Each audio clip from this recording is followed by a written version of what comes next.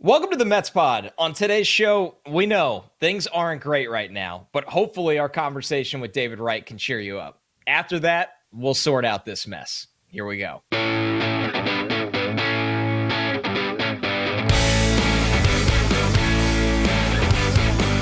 What's up, everybody? Welcome to the Mets Pod presented by Tri-State Cadillac. Taking a Cadillac is more than just taking a drive. Discover which Cadillac is right for you and elevate every journey.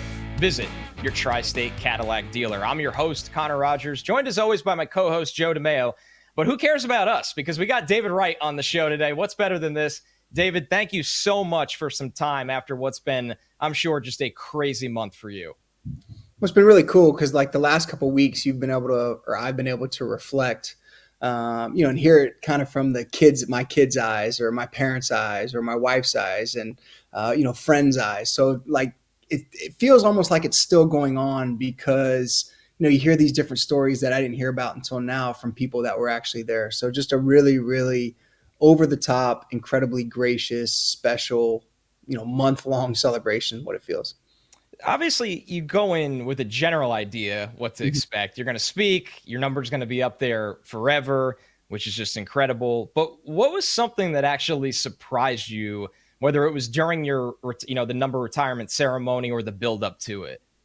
You have no idea the anxiety level when it started raining a little bit because I'm super old school. Like I had my notes that what I was going to say, and I was real nervous about that to begin with because the kickback is incredibly difficult to overcome when you are speaking. Then like a second later, you hear what you're saying before. So that was challenging. So I was already nervous about that, but then it started raining a little bit and I'm old school. So everything's on paper. So like I go up there and it starts raining and I'm fine with the ink splotting because I can ad-lib a little bit, but turning this page has started sticking together. So in my mind, I'm thinking that I'm going to have to go just absolutely a cappella here in a second.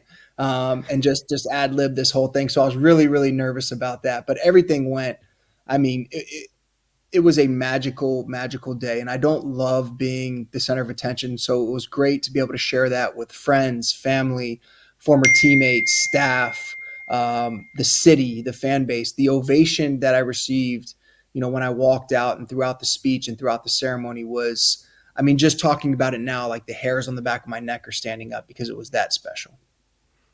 I was at Citi Field for it. It was obviously great. Brought my mom and just a really good time. And the ovation, like you said, I went to Piazza's and Piazza's was great as well. But this was different from just a reaction. And now every time a Mets fan goes to Citi Field forever, they're going to see number 5 up in the rafters and think of your time as a Met. So let's go back to the beginning where how did you end up with number 5 in the first place? I've searched for this story because obviously there was the documentary, but how did you end up with number 5? Was it just in your locker or is there some meaning behind it? So you watched the documentary, so you know that Joe and his crew, didn't ask the important questions. Is that what you're getting at here? Yes, that's exactly. We kind of wanted to blow up their spot a little bit. Yeah. No, Joe and his guys, Anthony and Rob, did an amazing job on the documentary. Number 5, that's a great question. So I'll try to keep this as quick as possible, but I always grew up wearing number 4. When I got to the minor leagues, I tried to get number 4 whenever I could, but I was kind of the young guy. So a lot of times I got last dibs on numbers. So I think my rookie ball year, I was number 8.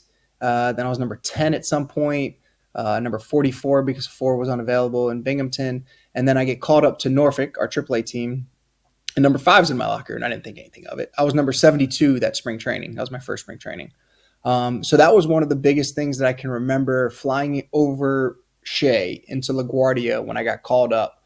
One of the weird things that you remember is like racing to Shea, and I got there really early, so nobody was there, to see what number I was going to have because I had no idea.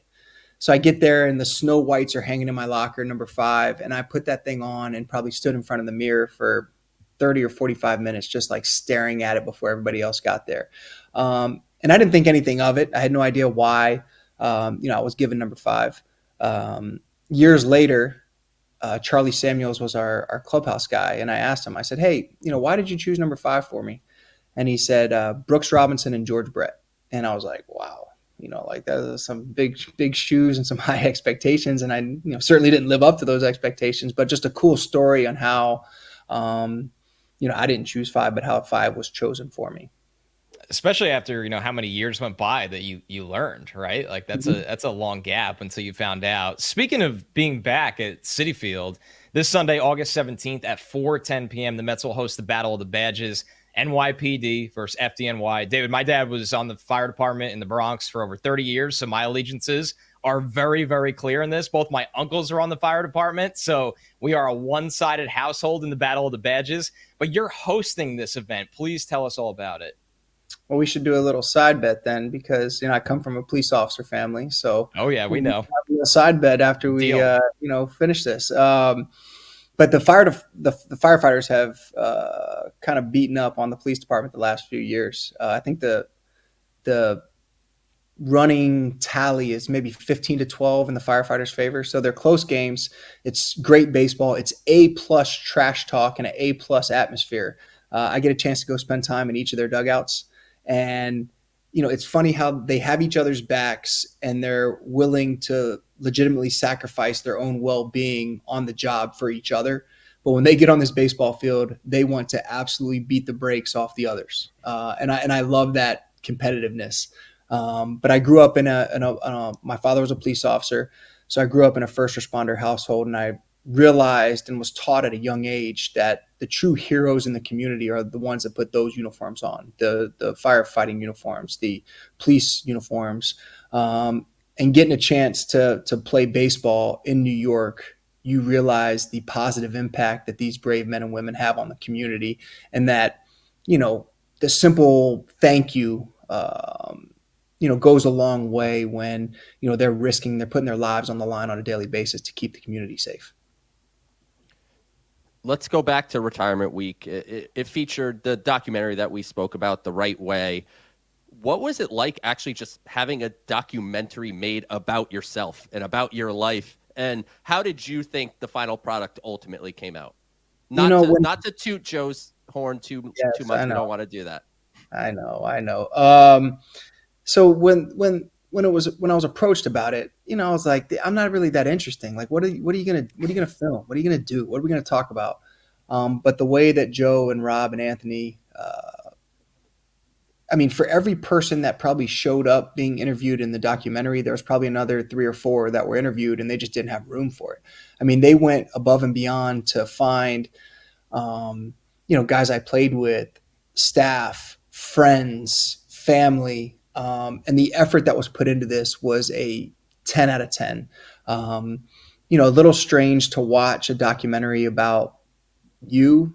So a little uncomfortable in that aspect, but it was really, really neat how they kind of started when I was my kid's age, and my dad found footage of playing baseball or playing with my brothers when I was my kid's age, and fast forward, and now I'm coaching my kids in the documentary in their sports.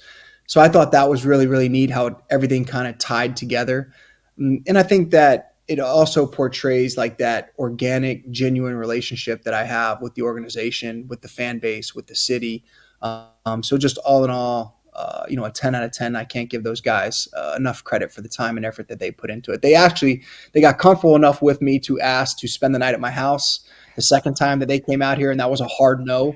Absolutely not. Yeah. So, I bought them dinners, lunches, the meals, that whole thing. They love, I drive around town here in a little golf cart. They love the golf cart, even when it was raining the one day that they came.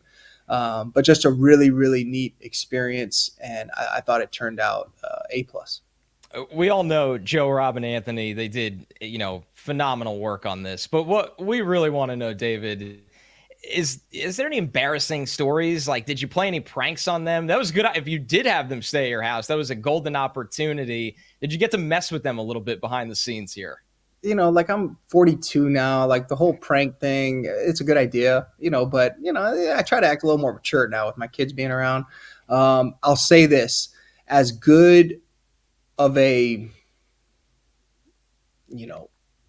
job that Joe did with the documentary. Kevin Burkhart lives nearby. So we got together with Kevin to play a little golf while Joe was out here, and Joe shouldn't quit his day job. I mean, that was one of the longest 4 hours that I've ever spent with somebody on a golf course because we were losing balls. We had to go buy more balls. Oh man. He quit probably 12 out of the 18 holes. So, as much credit as I give him for how good he is at his job, maybe that's why he's so good at his job because he's not playing a lot of golf. But, I would stick to his day job. As we continue to look back, 2015 obviously was a special team, and it was the most aggressive the Mets have been at the deadline, since then, really. What does bringing in a player like Yoenis Cespedes do for a locker room beyond just, the play on the field? Like, obviously he's going to come, he's going to hit home runs, but what does it say to you, the players, when they make an investment like that at the deadline? Well, what he did on the field speaks for itself. I mean, he came in and was basically Babe Ruth for us, especially for an offense that was kind of stuck in neutral for a lot of the summer. He came in and provided that boost. But I think in the clubhouse is just as great of an impact because, everybody, we have, the trade rumors on in the clubhouse, just like, the fans do, just like everybody else does. So we kind of hear the rumors. We see which teams are making these trades, which teams are going for it, which teams are buyers, which teams are sellers. So we knew that we were good enough to be buyers. And we made some great trades a little earlier on with Kelly Johnson, Juan Uribe, Tyler Clippard, some really, really good trades. And then to land kind of the big fish and Yoenis like right at the deadline, I think it kind of gave everybody this confidence in the clubhouse that, okay, not only do we believe in ourselves, but the front office and ownership believes in us to go, get this guy for the, for the home stretch and to kind of put us over the top. And Yoenis certainly did that. David, you haven't been away from the game that long, but it just seems like so much has changed within the sport in such a short amount of time. Are you a fan of all the data and all the sports science, like the day-to-day aspect of that in the game that we just hear so much about? I'm a fan of it. I think that a lot of times it could be presented, differently. I think sometimes information overload, it's a real thing. I think that I would love to have the information. I'd love to have the data. I'd love to have the sports science, the numbers. I've always kind of asked myself how I would utilize that to my advantage without kind of getting caught up in the numbers. Because for me, I think that there's a good argument to be made that, it's got to be kind of a 50-50 where, I think feel is a real thing. I think kind of that, the approach where, it's not necessary to, after every swing, look at the numbers and dictate that, how you competed in that at bat or that swing. Sometimes, you just got to go up there and want it more than the pitcher. And sometimes you're just not feeling good and the numbers might not match up, but how bad do you want it? Like, how can you go compete without your best stuff? And I think that that's often overlooked, and it's more, let me put the perfect swing on this, or let me throw the perfect pitch. Well, you know what? The hitter and the batter get paid also, and they're going to try to, beat you. So therefore, I think that there has to be a sense of that, just that competitiveness and that desire to just beat the pitcher in that one at bat. Forget about the numbers for a second, but I do think they're incredibly useful. But I think that, there needs to be a nice kind of 50-50 split between, I don't want to say old school, but having that feel and that competitiveness and having the information available to you when you need it or want it.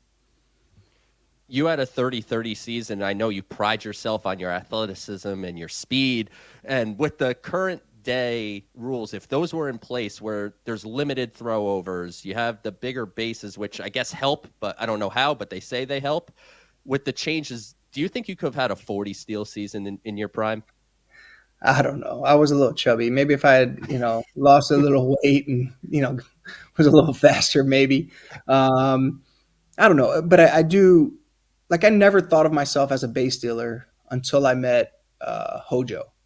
And also Jose Reyes pushed me to steal more bases. So I think that what I couldn't do with just speed, I had to do with getting good leads, with trying to pick up on, pitchers' mannerisms or catchers' mannerisms to try to figure out what pitch they were going to throw. At first base, oftentimes you can look inside of a right-handed pitcher's glove, and if they grip a changeup or a curveball or slider, that's a good pitch to run on because it's tough for a catcher to catch and throw that.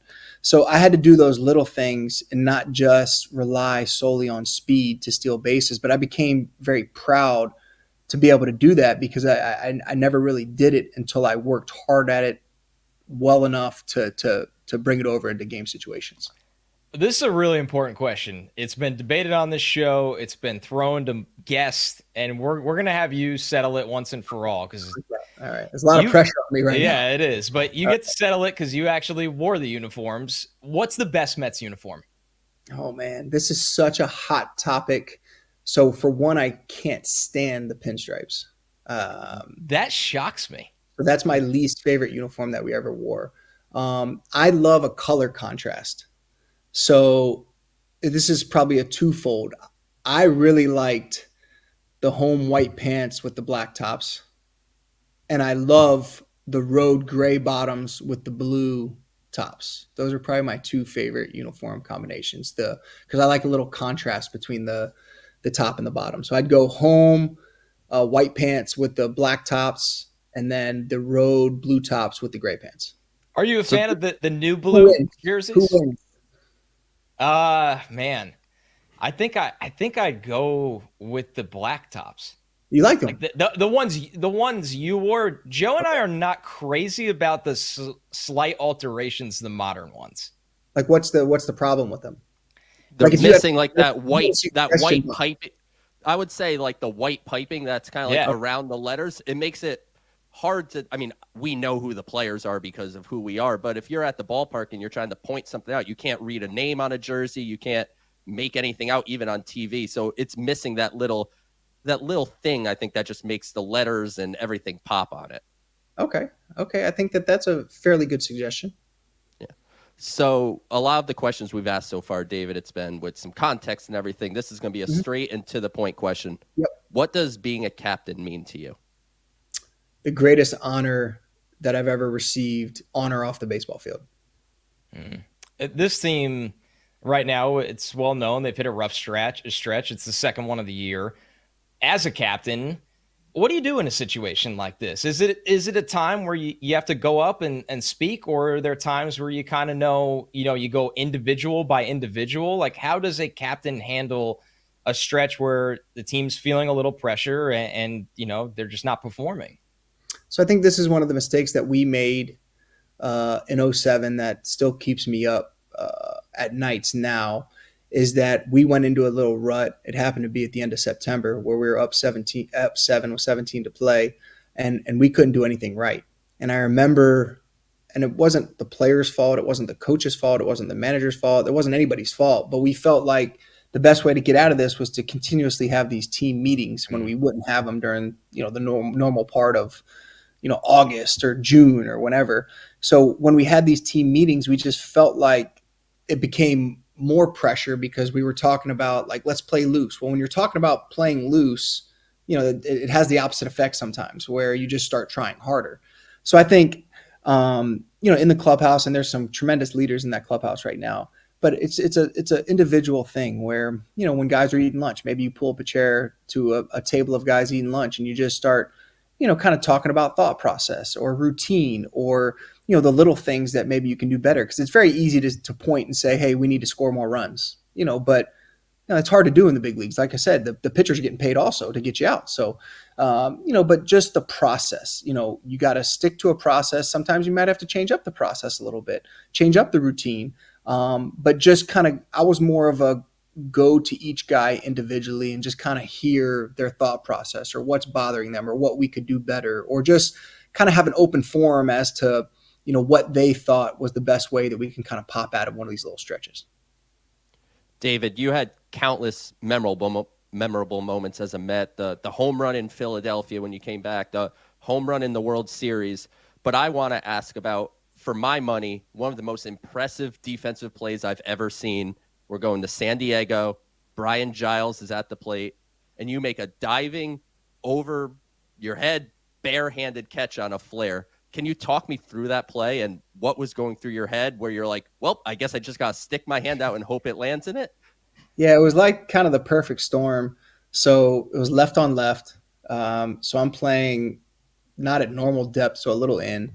And it was like this nasty slider that Brian Giles just kind of stuck his bat. I hit it off the end, broke the bat. So there's a little flare over my head. And a lot of times off the end of the bat, it spins like pretty wildly. So I thought I turned the right way. And it's almost like I guess it would be like a receiver, like on a deep ball where you kind of like put your head down, run for a minute. You kind of know where the spot's going to be. And you try to cover as much ground as you can while looking down and then kind of pop your head up and make the catch. So as I popped my head up, I realized that I turned the wrong way and that the ball was kind of spinning over my other shoulder.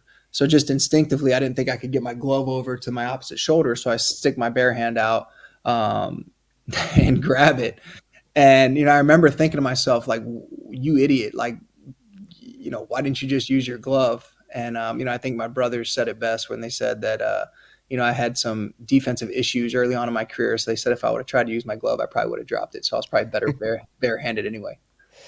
All right, David, before we let you go, we wanted to play a quick round of Mets Pod Mount Rushmore, something we do every once in a while. Can you name, we'll go top 4 moments you ever had at Shea Stadium. This can include on the field at Shea, off the field, or even something, when you were a fan. This is my top. Yeah. Yes. Your personal top 4. So as a fan, the Mike Piazza 9/11 homer, I think pretty special. 1,000% on there. For me, the 86 team, I wasn't really old enough to understand or appreciate it until I got a little older. So much to Keith Hernandez's dismay, I don't think they're going to make it. I think so you got Mike's. Selfishly, my debut. Of course, has to be. I think that was a dream come true for me to run on the field for the first time. The 06 playoff run, I remember game 1 against the Dodgers, like running out there to welcome to the jungle. And, all the old timers used to say that Shea Stadium used to literally sway like rock. And I remember looking up there during warmups and I was like, this place is rocking. So that's up there on my list. And then I'll go with, I don't even want to mention anything in 07 or 08. I'll mention the on-field celebration after clinching the division, taking it away from the Braves for the first time in forever, celebrating on a field with Jose. I got a great picture holding up NL East champ signs with a, cigar and, hugging Jose on the field. And that's a pretty special memory as well. So, yes. So I have a lot of incredibly memorable moments at Shea, on the field that mostly revolve around that 06 team. And then obviously I have plenty more as a fan, but that Mike Piazza homer after 9/11 was at the top of my list. One reminder for everybody, for Battle of the Badges, tickets are $20 with a portion of the ticket sales benefiting local FDNY and NYPD charities. Fans can purchase tickets to this game by visiting Mets.com/Battle of the Badges. David, this was awesome. We know it has just been a really, really crazy time. So we really appreciate you giving us, more than a couple minutes here. Hopefully you got to enjoy, a lot of this. I know you said it is stressful with the rain and the notes and everything leading up to it, but we can't thank you enough. Well, it was fun. So this is the first time I've gotten a chance to talk and reminisce about it. So it was a lot of fun. So thanks for having me. And I hope to see everybody out there for that Battle of the Badges game because that's a pretty special night. So thanks for having me. All right, great stuff from David. But before we move on here, we must be clear that the Mets Pod believes in fair and equal time. So we will now read this statement submitted to us by our colleague and friend, yes, SMY's very own Joe Kraus. David's recollections of our round of golf were off base and extremely inaccurate. I only, in quotes, quit 2 holes, not 12, and while at least 3 balls were lost, none were purchased. It's disappointing that David felt the need to embellish this story with 2 coworkers I consider friends, who, by the way, did nothing to stand up for me. Oh, man, Joe. That's I'm sure usually the truth lies somewhere in the middle. I don't know if anyone that's golfed and had it around like it sounds like Joe had, I think more than, three balls were lost. Maybe going back to the clubhouse in the middle of 9 is a little, that could have been embellished. Yeah. Like, who's out on the 15th hole and they're like, hey guys, I got to take the cart back to the clubhouse and go purchase a box of balls that are marked up probably 70% of what I can get them for typically online. But we had to be fair to Joe. He had to have his statement, and I felt like it needed to be read on the show after, David basically tarnished his reputation for the rest of his golf life. It needed to be said, and losing 3 balls isn't too bad. No, it's fine. Losing a dozen and having to go back and buy more is an extreme case. But what Joe needs to understand here, I always have Joe Krause's back. Me and Joe go back basically as long as I've been doing stuff with SNY. Mets Perspective. Mets Perspective, my original producer. With that said, when we have Captain America, salt of the earth, the most honest man I think I've now ever met, even though I only met him virtually, David Wright is on. I'm just going to take him completely and utterly at his word for anything he says. And if that makes me a bad guy, I think I'm okay with it. All right. Unfortunately, Joe, this is the part where we have to transition into the week that was. I would love to sit here and ask David Wright 30 more questions or just talk about Joe's golf game or a lot of different things. But I mean, man, I don't even know where to truly begin. And this was one of those times where they're like the Murphy's Law Mets right now, right? Where anything that can go wrong, whether it's a pitch clock violation out to a home run right after, to Starling Marte being thrown out at home on a perfect throw to end the game where, yes, there's a sprint speed conversation around if Tyrone Taylor should have been on the bases, to the fact, even Tyler Rogers, who it feels like never gives up a run ever, there was some soft contact. I believe the Guardian series. I'm going to be honest with you, Joe, as someone who has sadly watched all of these games, they all just start to blend together because every loss really started to feel the same, even to the point of the Mets hitting a solo home run or scoring an early run or scoring another run, and then the other team kind of chipping away against them to come back, and then the Mets can't find a way to get over the hump and close out a game or win a game in extras, or on and on it goes. So that's where I'm at. I'm giving you the floor. I'm going to be honest. I don't feel this way on the show very often. This team has made me a very tired man right now.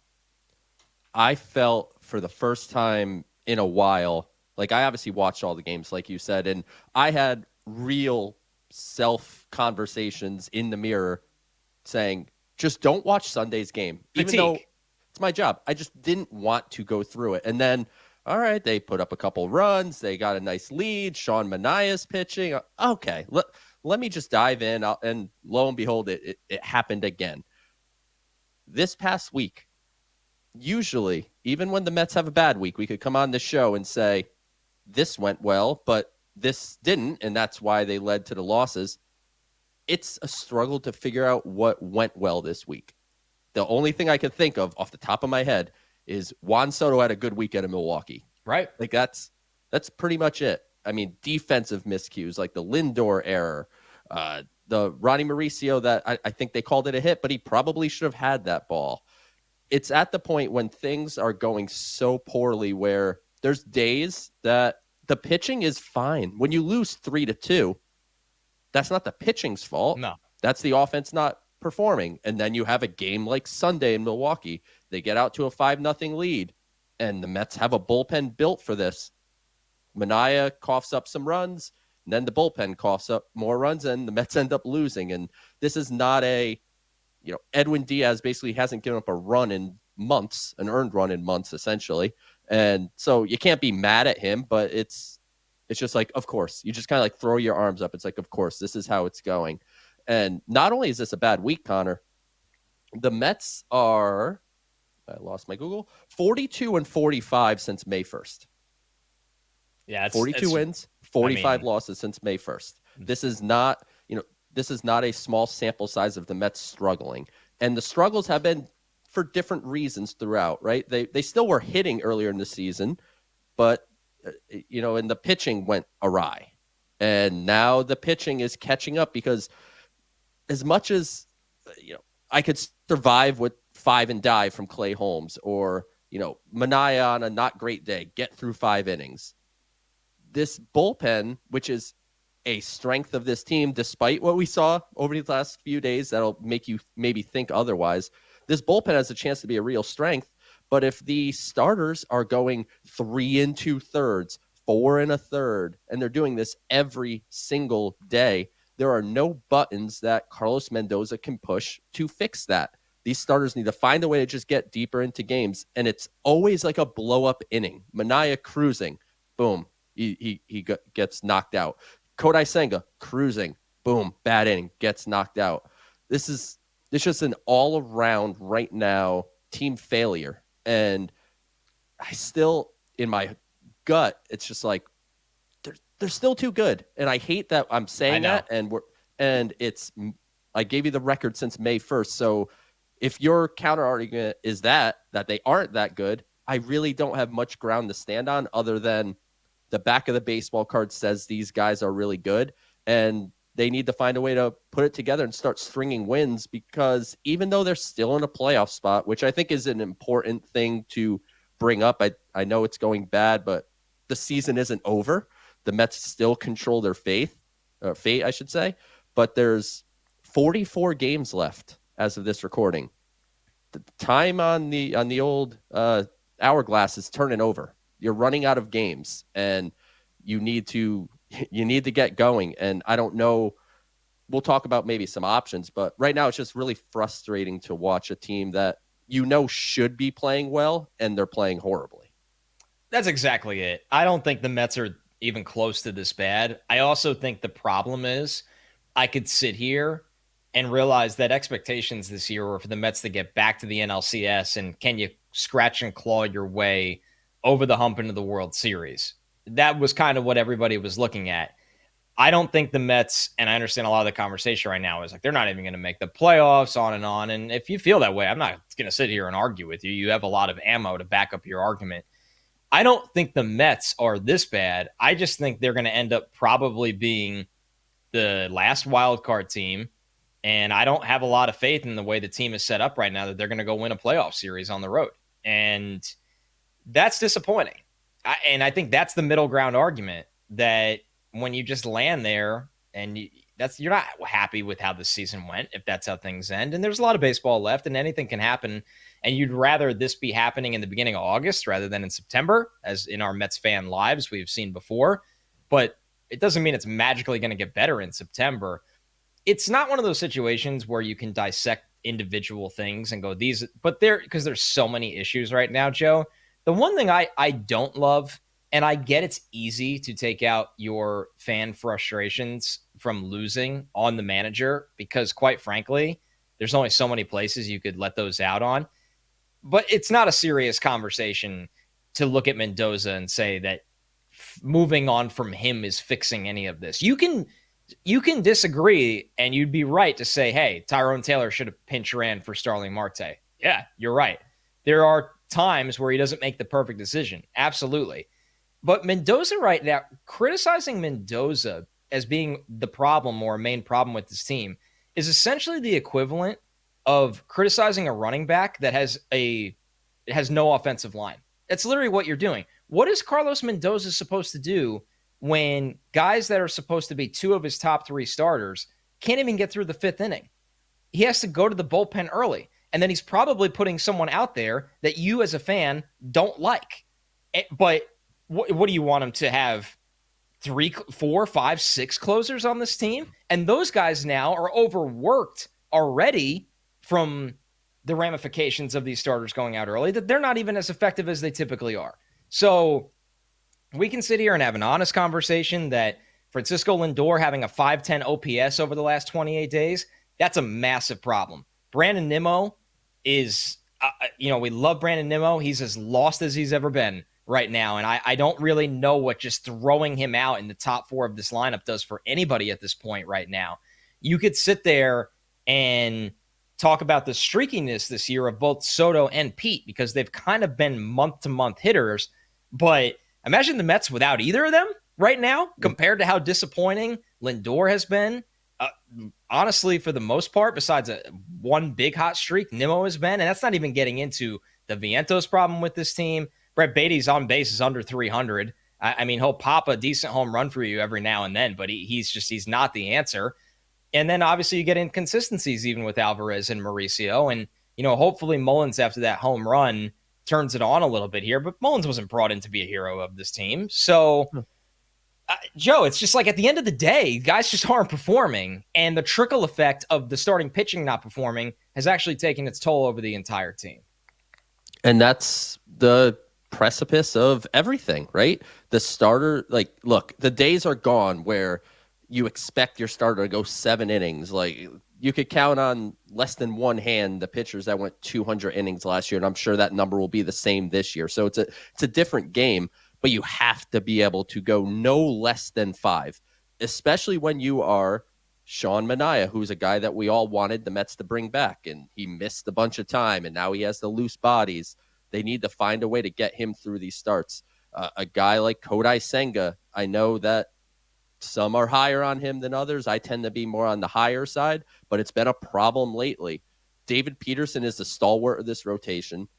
If you told me I'd never had to watch, and this is going to seem really mean, especially coming from me, right? If you told me I just don't have to watch Frankie Montas pitch anymore, I'd be very happy. I just can't. He got the opportunity to move to the bullpen, get into behind an opener, maybe miss the top of the order to start a game, and he throws 70-something pitches in 3 innings and has to come out of the game. It's not competitive. Yeah, it is not competitive with Frankie Montas at all. And we're at a point, and more than at a point. Get one of the kids up here. The Mets made some moves. I'm sure we'll touch on that in the show about promotions and some things. Nolan McLean is worth a spot in the big league rotation. Brandon Sproat is worth a spot in the big league rotation. Now, the negative, I guess, of it is you don't want these guys to be looked at as saviors, because it's very possible those guys come up and they give you 4 2/3.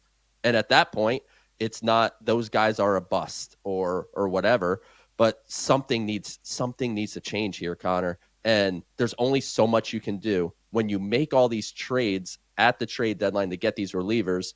What that does, you have no flexibility in the bullpen anymore. These guys can't be optioned. There's nothing you can do. These guys, the bullpen you have is the bullpen you have. So you cannot just be like, we overworked Ryan Stanek the last couple days. Send them down and bring up Brazoban because we'll have a fresh arm. Can't do that anymore. So the importance of starters going deeper into games is even greater now than it was a month ago when the Mets had that optionability in their bullpen, because these are your guys for the rest of the season. There's nothing you can really do about it. And that means the onus is on these starters to find their way deeper into baseball games. And the reality here is we can't expect them to do it because they haven't done it in like 2 months. The stats are staggering. I don't remember what the exact number was, but it was just basically like David Pearson's the only guy that goes 6 innings, and they're the only team that did this since like 1901. Like, whatever that number was that SNY posted blew my mind. And it's just, it's really difficult to navigate this stretch like that. And there's nothing at all Carlos Mendoza can do to fix that.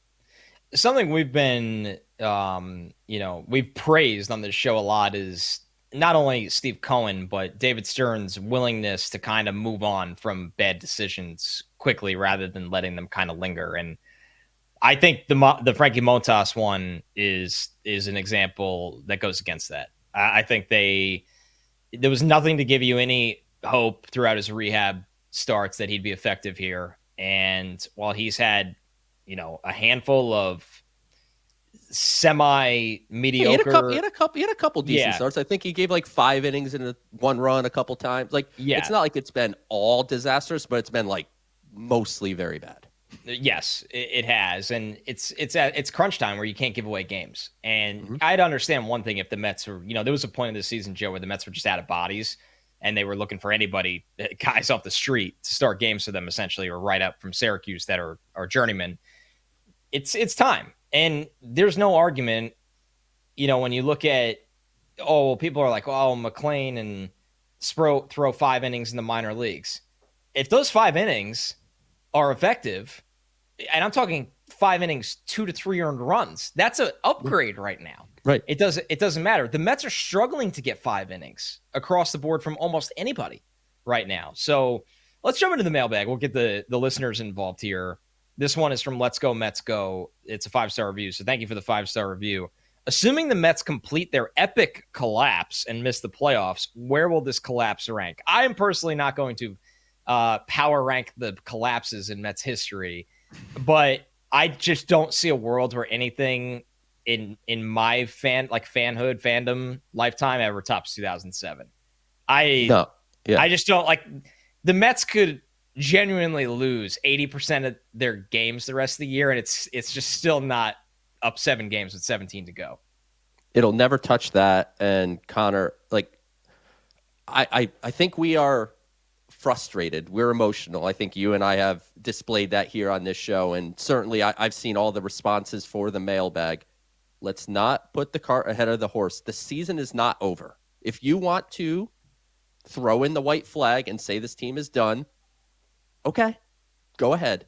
But we are recording here on August 11th, and the Mets, albeit that that ground of owning a playoff spot is shrinking seemingly by the day, they still own a playoff spot. They still have these on the baseball card really good baseball players. Would it stun me if the Mets went and took 2 out of 3 or swept Atlanta? No, it wouldn't stun me at all. And then all of a sudden, are we just back on the train? So I'm not ready to call this in any way, shape, or form a collapse, because I think a collapse is like over a short period of time. Like you said, 2007. Like, this is just a team that may not be quite as good as we thought they were.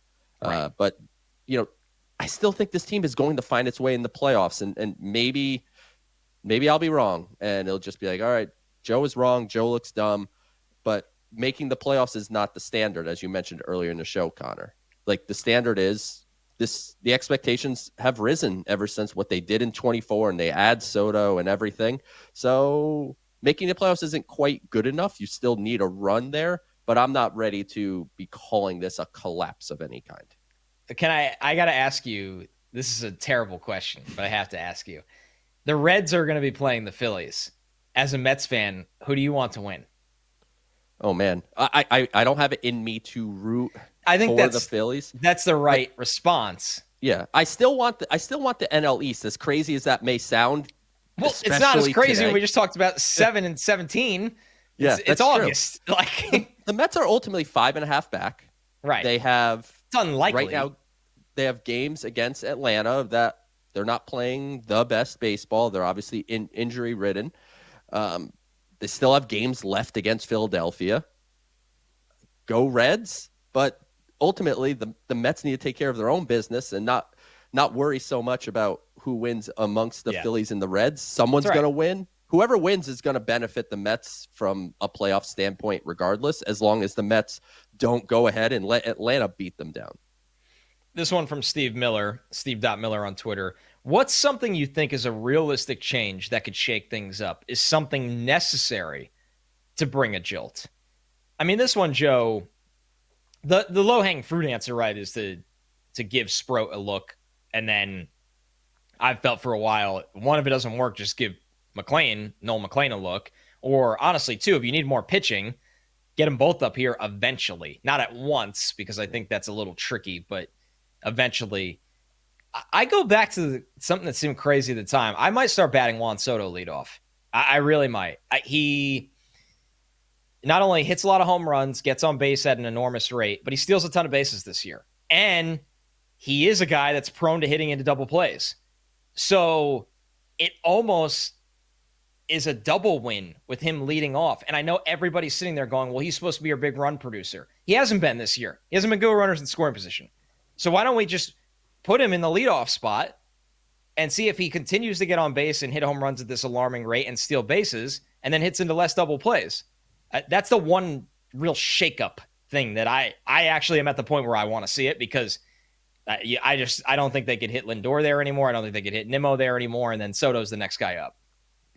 So the first thing that you said, that to me, as you said, low hanging obvious, fruit. right? Call up Sproat, call up McLean, whichever one kind of lines up with the day you need a starter. I don't care which one it is. Call one of them up. They're both, to me, either ready or close enough to ready to get a shot. Send Justin Hageman back to Syracuse. Move Frankie Montas to the bullpen because they're not throwing him to the curb yet. Like, that's just simply just not going to happen.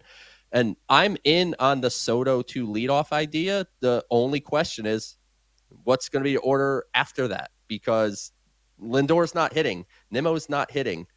Pete is... I think I'm hitting Pete second. Yeah, you're just literally saying Soto and Pete are our best two options. I want them to get as many plate appearances as possible. And the problem is then you truly do run into a problem of, I mean, I guess you could try Lindor at 3. I don't know if that's really, a great strategy. Nothing else. What else can you do? Against lefties, obviously, I have no problem hitting Marte 4. I really don't. I really don't. But yeah, you run out of options quickly. You do. I think the lineup is a shake-up spot, and I would love to see. And Gary Cohen agreed. I forget whoever it was that submitted the question. Glad that Gary agreed. Like, give that a shot. I also send Brett Beatty back to AAA. I agree completely. Call up Luis Angel Acuna, and this Marte situation, which Mendoza's hands were slightly tied. Should he have done it in retrospect? Sure, of course, because guess what happened? Marte got thrown out. But if he put Tyrone Taylor in, if you remember, now Marte's a DH. That means Tyrone Taylor is in the DH spot. And something happens to an outfielder, and you have to put Tyrone Taylor in the outfield. The pitcher gets the bat again. How fun is that? We go back to those days. So you kind of take that risk. DH. Yeah, trust me. I know it's worth But I know the what you're explaining. I get it, though. I get it. Yeah. It was worth the risk, and ultimately that's what he should have done. But there is at least some logic. And look, get another speed element. In that case, you pinch run Acuna, who is faster than Taylor. And maybe that goes back to the game where Taylor should have been sent or shouldn't have been sent. If Acuna pinch ran instead of Taylor, Acuna's scoring on that play because he's faster than Tyrone Taylor is. So there's a low amount of options that the Mets can actually pull. I think it's lineup change, it's bring a young pitcher up, and it's replace Brett Beatty with Luis Angel Acuna, sacrifice some offense for some speed and defense, and hope that helps spark something, and let Ronnie Mauricio play almost every day. Let Mark Vientos play pretty much every day, because at the end of the day, the Vientos season hasn't been great, but he's actually taking better at bats of late, and now he's not playing again. So it's just kind of it's a little bizarre, and what Vientos needs to realize here is you can't put the magic back into the crown. Like, it's just he's not going to have a great back into the bottle. Yeah, that's probably a better one. But he's not going to have a good statistical season in 2025. But all you can do is have a good statistical August 11th and on. That's exactly right. I mean, just play for the moment right now. And yeah, the fact that, like, listen to the tone of our voices right now. That is us having a casual conversation about what to do with the lineup. And people are saying, fire the manager. Could you imagine him trying to figure out I don't like having these conversations, but the bottom line is, in terms of asset allocation, that's a nice way of saying based on what guys are getting paid. Based on the asset allocation towards Francisco Lindor and Brandon Nimmo, they can't play like this. The Mets cannot win like this. It's that simple, no matter how much you love them as a fan, which we do, and know they are very good players and are capable of moments of greatness. They can carry you to wins. The Mets can't, there's no manager change. There's no magical lineup that hides guys that you have invested that much into to forget being average starters. You've invested in them to being all-star caliber players. So that's, after I laid off Soto, I'm at a real brilliant fix. Then you're out of ideas. Yeah. It's ridiculous. But imagine how Carlos Mendoza feels at work every day. Travis Henderson, with our next question. He's Travis Hen 4577 on Twitter. At what point do we question David Stearns' approach to starting pitching in the offseason and at the trade deadline? Outside of Peterson, it's embarrassing the length we get from the starters. So one, we've had the trade deadline conversation a million times. I just don't believe the supply is there. That it's like every team has this problem right now. Now, if you want to criticize what Stearns did in the offseason that led to them being so desperate at the deadline and not being able to get anybody, that's fair. Joe, I think the issue with this is it's easy to sit here and look at this now. And I didn't like the Montas signing. So like, okay, that's one. Right. But he went into the year thinking that Sean Manaea and Kodai Senga and David Peterson were going to be a capable 1, 2, and 3. I think this narrative that I hear all the time is that Stearns just thought he could totally game the system and throw out 5 number 4 starters and the Mets would be fine. That's just because Senga, who now has an injury history where you have to factor that, you don't get that excuse next year, but I think you still got it somewhat this year. And Manaea weren't available. It doesn't like David Stearns threw out 5 Tyler McGills or Griffin Cannings and was like, I'm smarter than everybody else. The guys that he has paid, and he didn't pay Senga, but he's still factored into the budget, it just didn't work. And you're sitting there and you're going, okay, well, say that he needs to go out and pay an ace. Well, Corbin Burns looks like one of the worst contracts in the sport at the moment. And Max Fried, who was the other end of that argument for so long, has been terrible for 6 weeks. So I'm not defending David Stearns because I think he did a lot of not so great things this year. And this is why the Mets are in this spot specifically with the starting pitching. But I also think this has become a revisionist history argument that I don't even fully agree with how people are laying out the argument anymore. I think this team really misses Griffin Canning. He's a name like we totally forgot about. Yeah. He was a guy that would take the ball and he would pitch 90 to 100 pitches and he was getting deeper into games. I know it kind of started to go south a little bit towards, prior to him getting injured, but better than this. Yeah. Right still now. Better than this. So they could have used Griffin Canning. As far as the trade deadline, if you want to go on your soapbox and say the Mets season was ruined because they didn't trade for Merrill Kelly, have at it. I don't know what to tell you. That was not going to be the determining factor as to whether the Mets won or lost this year. As far as the overall strategy, I want one person to respond to this with proof that they didn't want Sean Manaea back for 3 years and $75 million. I want one of them. And I was leading the charge. Yeah, and I still feel good about him next year, by the way. I do too. And if he's a guy too, that if he goes and has a great start next time out, I'm not going to be falling off my chair in shock. Like, I expect him to be better. As far as the overall way that David Stearns approaches starting pitching, I think you nailed it, Connor, by citing Corbin Burns and citing Max Fried. I don't want him ever to do that. I don't care. Like, I understand right now is not going well, but the solution to that is not forget it. Go outside of your well beyond a comfort zone, and not even just comfort zone logic, and give out a 6, 7, 8 year deal to a starting pitcher whose age starts with a 3 and hope and pray that their elbow stays together. And Corbin Burns, unfortunate for him, it did not. And Max Fried has been struggling, as you said, the last 6 weeks, and he's had his share of forearm stuff. So you wonder, eventually is that elbow going to bark at him? And all blister. Of a sudden, and the blister too. And all of a sudden you have this massive dead money that you can't do anything about. I want David Stearns to just not sign Frankie Montas, right? But to the point, I think, of being critical of David Stearns, because no one is. We can criticize anybody here. Yeah, the Mets aren't good enough to avoid criticism right now. Right, exactly. And Frankie Montas, when you shop in this aisle, you're at times going to get the Frankie Montas, and you're at times going to get the Luis Severino. That is the risk you take. But the hope and the thought process here that the Mets have, and I'm sure I'm going to get a lot of eyes rolling at this, Nolan McLean is on the precipice of being big league ready. Brandon Sproat is on the precipice of being big league ready. Jonah Tong just got promoted to AAA Syracuse. He's going to be optioned sometime next year. Christian Scott is coming back from Tommy John surgery. He's going to be an option at some point next year. The Mets rotation is going to have veterans like Senga, like Peterson, like Manaea, a second year of Clay Holmes as a starting pitcher, and then these young kids on the back end with tantalizing, real potential. The Mets pitching, I think, going forward is in a pretty good spot. And I don't want Stearns to deviate and do something rash and illogical just because this season or this long stretch now isn't going according to plan. I think you can sit here and say that, some of the criticism is very warranted. Obviously, it's why the Mets are in this spot right now. I think what people want, and I think this is fair because I fall into this bucket, this offseason, I think he needs to trade for a starting pitcher.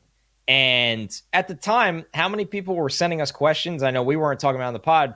We weren't jumping at the opportunity to trade Jet Williams and Brandon Sproat and somebody else for Garrett Crochet.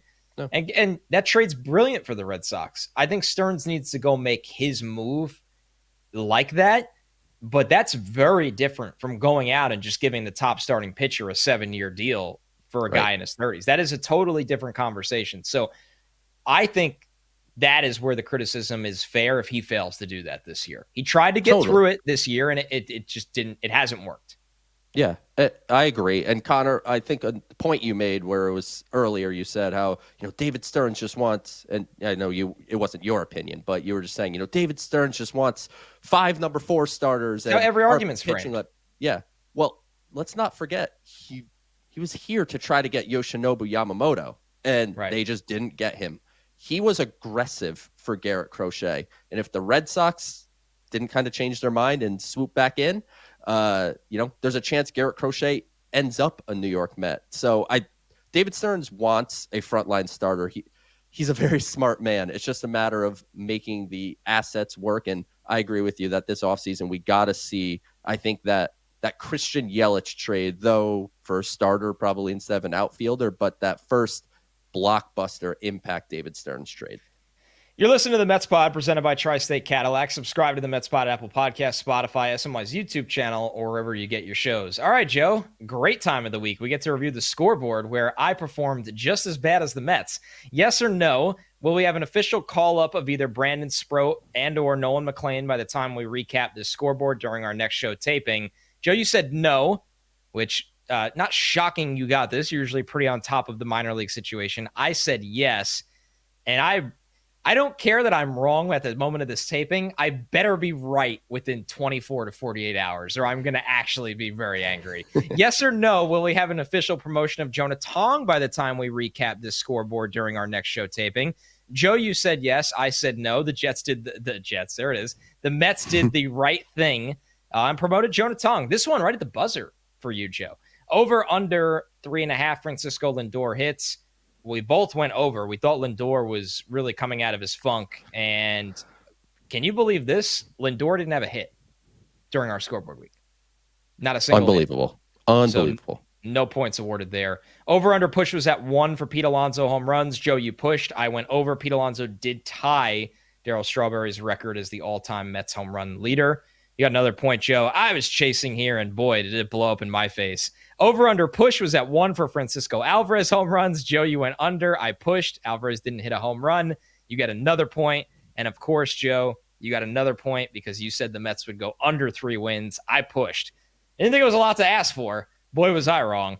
Joe, a 5-0 week for you. Unfortunately, this thing is getting ugly. It's 57-47. I don't really have anything to say. Even our producer, Jeff, I log on to tape the show, and I'm having a really nice, normal day, and he just starts attacking me over my performance from the score. It felt like extremely most personal attack I've ever felt while being the host of this podcast. Connor, it just came out of nowhere. I was not expecting it myself, and no, you could at least say it was somewhat unnecessary. Maybe I think it's bordering unnecessary. But Connor, one thing I do want to do. There was a question asked to Brandon Nimmo after the loss of the series in Milwaukee. I'm going to throw it your way. Does it feel like the scoreboard is slipping away? Yes, I'm honest in media interviews. I'm not like the athletes that, Brandon Nimmo has to say, no, we could get hot and it's, however many games and we could turn this thing around. Yeah, it absolutely feels like it's slipping away. This is a terrible performance by me. A 5-0 week is brutal. Usually, and this is the problem when I kind of go the opposite direction of you, chasing some points, there are times where we agree because it feels like a layup. Like, let's go with one. The Francisco Alvarez home run. That's a risk by me. Alvarez doesn't hit home runs anymore. He doesn't. but I had to say he'd hit one because I desperately need a point. So yeah, it's tough. It's a really tough one right now for us, and hopefully me and the Mets rebound at the same time. But Jeff is giving me a little recovery time. This super depressing week, we're not going to keep that trend going. We're going to skip this version of this week of the scoreboard because we've had so much going on. We've had David Wright. We had to unpack the mess that is the Mets. I'm going to take a little break, and I'll get my research team going in the spreadsheets and try to figure this thing out. Let's go down on the farm before we close this out. Down on the farm mailbag, always one of our favorites. Terry Goodmanson, 2060 on YouTube. Hey guys, loving your show from Canada. We're not all Blue Jay fans up here. What has been the reason for Brandon Sproat's amazing turnaround in Syracuse after his rough start to the year? What specifically has he figured out? Joe, this is a great question for you because we kind of just, I'll admit, we kind of like, hey, Sproat's been really good for a long time now. For so long, the combo was, is Sproat no longer even a legit big prospect for the Mets anymore? How did he completely change this narrative where everybody wants him here? Confidence. It starts with confidence, and we'll get into a couple pitches here that he's focused on a little more. But early in the season with AAA Syracuse, he was trying to be smarter than the hitter rather than just trusting his stuff. All of a sudden, the Mets sat him down and said, "Look, you have big stuff. Just go after these hitters." He was definitely being way too cute, and now, the last 6-7 starts, it's been fantastic, and the velocity has ticked up. It's back up, touching 100 miles an hour every single start, which earlier in the season he was not doing. He emphasized more use of the curveball, which has made a huge difference against left-handed hitters. And two-seam fastball, more of a factor against lefties, because that was really the thing. Even when Sproat was struggling, he was doing fine against righties. He was getting obliterated by left-handed hitters, and he's made huge strides there, and he looks like the guy that got called up to AAA last year. This is who we thought Brandon Sproat was, and Baseball America put him back on their top 100 prospect list, so he's kind of back on the radar, and hopefully he's on the radar to be in the Mets rotation soon, and we could evaluate how he pitches against big league hitters. Yeah, he would be to state the obvious, just a massive shot in the arm right now with this kind of stuff. You get some youthful energy on the mound. I don't really expect either of these guys to be pushed deep into games when they get here, Joe, but I think once again, 5 effective innings is 5 effective innings right now. Let me close out the show with the question that, a lot of people just want to talk so much about Sproat and Noel McLean right now for good reason. Is there a world, Joe, because of number one, that they don't pitch too deep into games this time of year in the minors and with innings limits, that the Mets piggyback them together at some point? Like, is that a crazy idea, or is the roster gymnastics of that very difficult? I think that would be really tough to fit into the roster, but I could see a situation in, call it September, where one of them is a starter and maybe one of them is piggybacking with someone like Clay Holmes. That makes a lot of sense. It might be tough to piggyback the two young guys together, but instead pair one with Clay Holmes and let the other one kind of start as normal. I would say that would be something that could be considered when the roster expands by a spot. But at that point, if you put them together on the same day, then you're basically saying Clay Holmes has to be a full-blown starter the rest of the way, and I don't know if that's going to work. Would you start the younger player and let Holmes come in for him because Holmes has so much relief experience and there's a comfort level there? Or would you like to keep Holmes on a consistent track as a starter and have the younger player come in for him? I would probably start Holmes and keep him on the work regimen that he's gotten used to this year, and he comes out kind of when he comes out. And Nolan McLean, for example, has done plenty of piggybacking this year with rehab starts for Sean Manaea, for Kodai Senga. It's actually lined up where McLean has piggybacked them. So maybe that is your September solution. Sproat in the rotation and McLean piggybacking Clay Holmes. This is the Mets Pod presented by Tri-State Cadillac. Taking a Cadillac is more than just taking a drive. Discover which Cadillac is right for you and elevate every journey. Visit your Tri-State Cadillac dealer. Remember to subscribe to the show at Apple Podcasts, Spotify, or wherever you get your podcasts. Leave us a review with a question. We'll look for it for a future mailbag. Of course, you can watch every episode on SMY's YouTube channel. Become a subscriber over there as well. All right, everybody. Thanks so much for listening. We'll catch you next week.